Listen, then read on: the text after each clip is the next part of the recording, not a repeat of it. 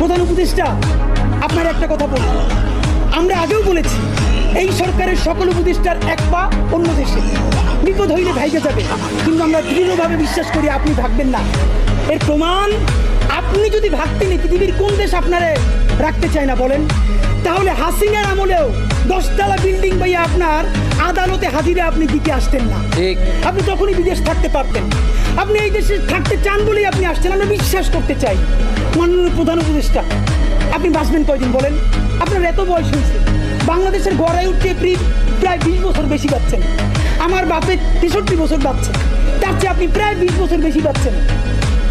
মাঝে মধ্যে মৃত্যু বেঁচে থাকার চেয়ে অধিক। মাননীয় প্রধান উপদেষ্টা, আপনি একটা গবেষণা করেন, বাংলাদেশে গত 50 বছরে কোনো রাষ্ট্রপ্রধানের 30 মিনিট 40 মিনিটের বক্তৃতা, রিক্সা চালক, ভ্যান চালক, সবজি বিক্রেতা, বিশ্ববিদ্যালয়ের প্রফেসর, ছাত্র জনতা আধা ঘন্টা বসে তার বক্তৃতা শোনে নজির নাই। যেটা আপনারটা হয়েছে, এটা কিন্তু আপনার চেহারা দেখে না।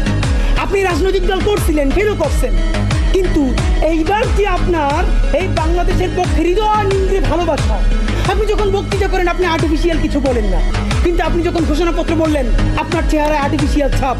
ইদানিং আপনি স্ক্রিপ্ট দেখে দেখে বক্তৃতা করেন, এগুলো আমরা চাই না। মাননীয় প্রধান উপদেষ্টা, আপনার অন্তরে যা আছে, আপনারা যে বাধ্য করে তার কথা বইলে দেন না। আপনারা কি করবে বলেন? আপনারা খুন করবে? আপনি প্রায় 80 বছর বাঁচছেন, আর কয় বছরই বা বাঁচবেন? আপনি কি খাবেন, কি বাঁচবেন? আপনি বরং যদি আপনার আর্মি মেরে ফেলে, আপনারা যদি ভারতীয় আধিপত্যবাদ গুলি করে, আপনাকে যদি হত্যা করা হয়, কিন্তু সেই রক্তের বিনিময়ে যদি আপনি শহীদদের রক্তের বিনিময়ে নতুন বাংলাদেশ গড়ে যেতে পারেন, আগামী 1000 বছর বাংলাদেশের মানুষ নামাজে প্রার্থনায় আপনার জন্য শুধু দোয়া করবে।